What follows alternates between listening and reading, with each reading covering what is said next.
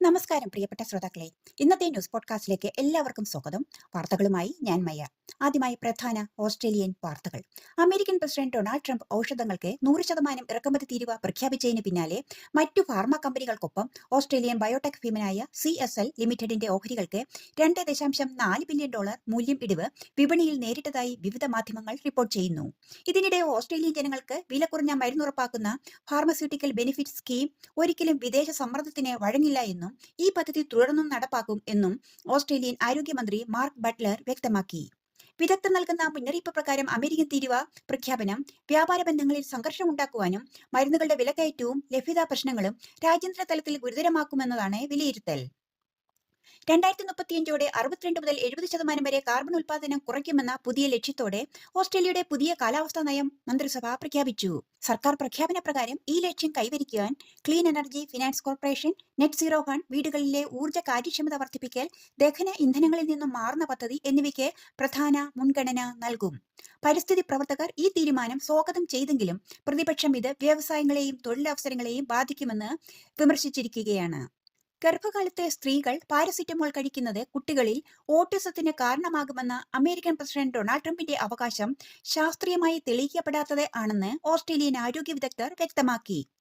World health ഓർഗനൈസേഷന്റെ അത്യന്താപേക്ഷിതമായ മരുന്നുകളുടെ പട്ടികയിലെ വളരെ പ്രധാനപ്പെട്ട ഒന്നാണ് പാരസിറ്റമോൾ.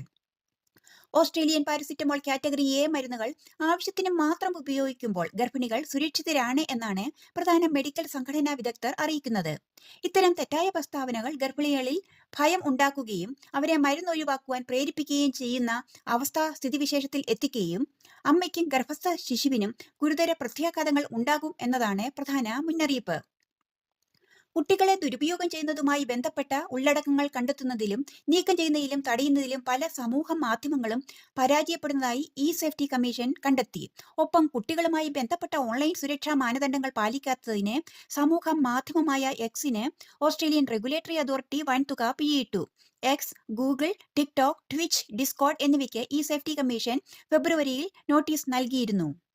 യൂണിവേഴ്സിറ്റികളിൽ നിന്നും പ്രത്യേക യോഗ്യത നേടിവരും 3 വർഷം ക്ലിനിക്കുകളിൽ പ്രവൃത്തി പരിചയവും പ്രൊഫഷണൽ മെന്റർഷിപ്പും നേടിയ രജിസ്റ്റേർഡ് നഴ്സുമാർക്ക് ഇനിയും മരുന്ന് കുറിക്കാം എന്ന സുപ്രധാന മാറ്റവുമായി ഓസ്ട്രേലിയ.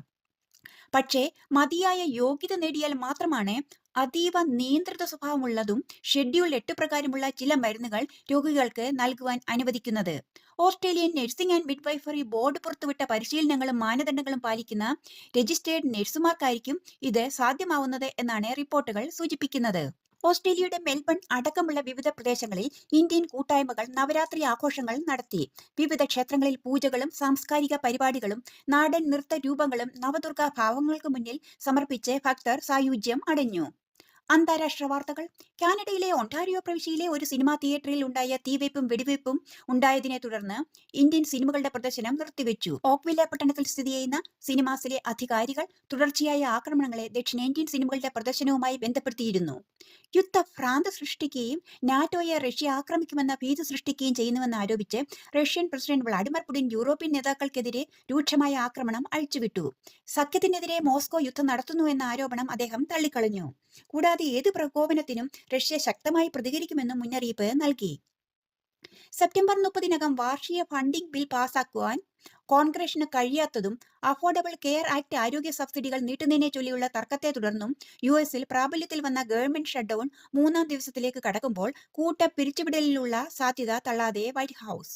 ഷട്ട്ഡൌൺ തുടരുകയാണെങ്കിൽ ആയിരക്കണക്കിന് ഫെഡറൽ ജീവനക്കാർക്ക് ജോലി നഷ്ടപ്പെടുമെന്ന് വൈറ്റ് ഹൌസ് പ്രസ് സെക്രട്ടറി മുന്നറിയിപ്പ് നൽകുന്നു. ട്രംപ് മുന്നോട്ട് വെച്ച ഗാസ സമാധാന ഉടമ്പടി കരാർ ചർച്ച ചെയ്യുന്നതിനായി ഇസ്രയേലിൽ നിന്നുള്ള ഒരു സംഘം ഈജിപ്തിലേക്ക് പോകുമെന്ന് ഇസ്രയേൽ പ്രധാനമന്ത്രി ബെഞ്ചമിൻ നെതന്യാഹു അറിയിച്ചു.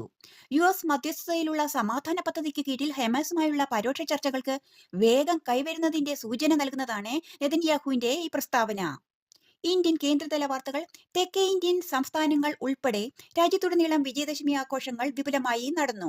പല നഗരങ്ങളിലും മഴ രാവണദഹൻ പരിപാടികൾക്ക് തടസ്സമുണ്ടാക്കി. എന്നിരുന്നാലും തിന്മയുടെ മേൽ നന്മയുടെ ഈ വിജയത്തിന്റെ ഉത്സവത്തിൽ രാജ്യം മുഴുവൻ പങ്കെടുത്തു.